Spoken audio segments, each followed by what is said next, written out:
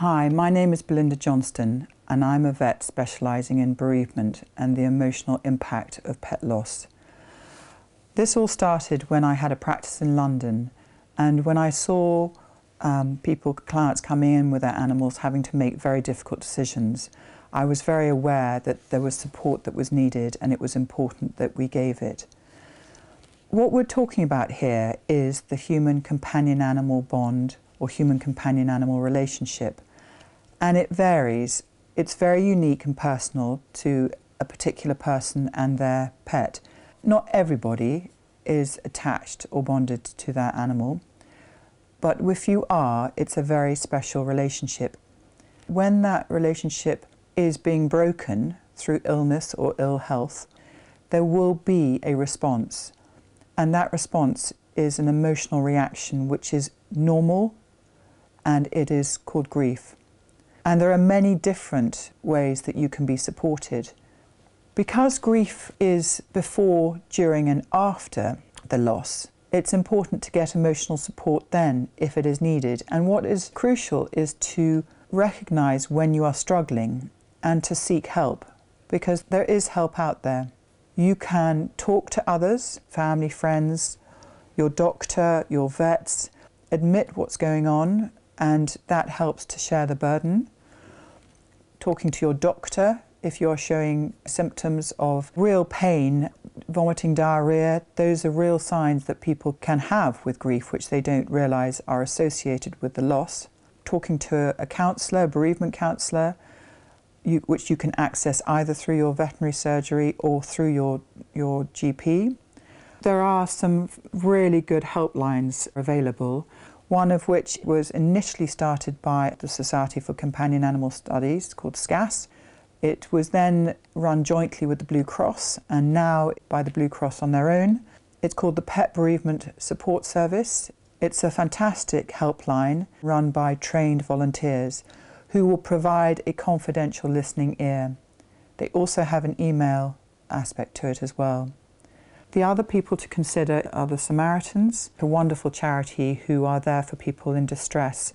For whatever reason that is causing you emotional distress, they are there to help and respond confidentially. There is another website called the Ralph site, which was set up by a vet when he lost his cat, Ralph, and that has got a wealth of information that is really useful for someone who needs to learn more about the support that's there. There's a list of people who can help and give emotional support by telephone or email or face-to-face. It's one of those things that people don't know if they need it until it actually happens, but being prepared and being informed does often make a real difference. Often veterinary practices will have access to a contact number for a bereavement counsellor, or they may have somebody on site who will be able to help you with emotional support. There are some pet loss support groups, but there aren't very many around. So it's a question of finding out whether there's one in your local area. When you have lost your dog for reasons other than death, say it's gone missing or been stolen, or you're needing extra support, there are wonderful organisations out there that can help, Dog Loss being one of them. It's finding out who can help you in that situation. There are specific organisations who will really help to reunite you with your companion. One of the emerging aspects of the veterinary profession is pet hospice and in-home euthanasia. We have always provided euthanasia services, and the majority have been also providing home visits. But this new emerging aspect of our work is that concentrating on specifically the palliative care needed. So when we have a situation that is no longer curative, acknowledging that we are going into a palliative period, and with that comes emotional support.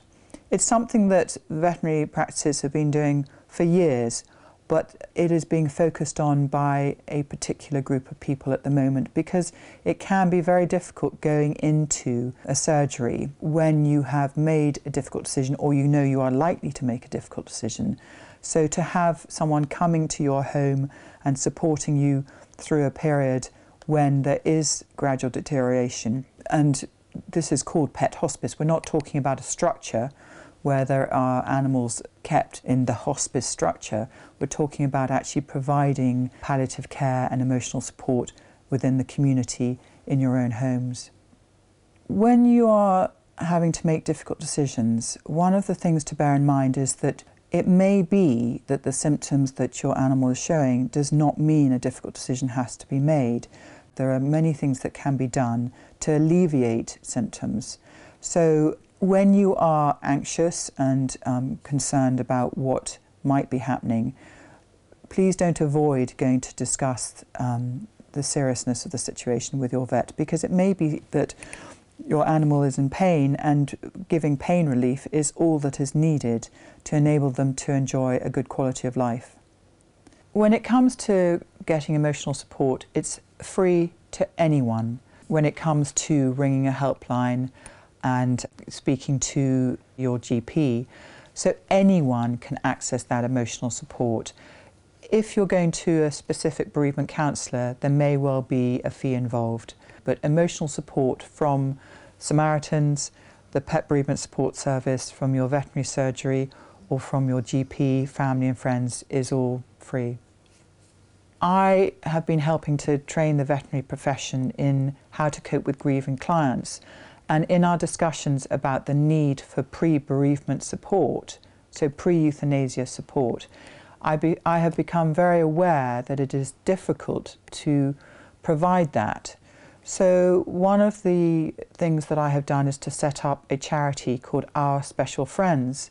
The aim of this is to provide emotional and practical support to people in the community. People are contacting us when they have concerns or anxieties about their older animal, about finding a new pet. So we are providing the equivalent of human companion animal social care. It's not clinical. The idea is to provide emotional support when it's needed, i.e. when people are not at their veterinary clinic or with their GP.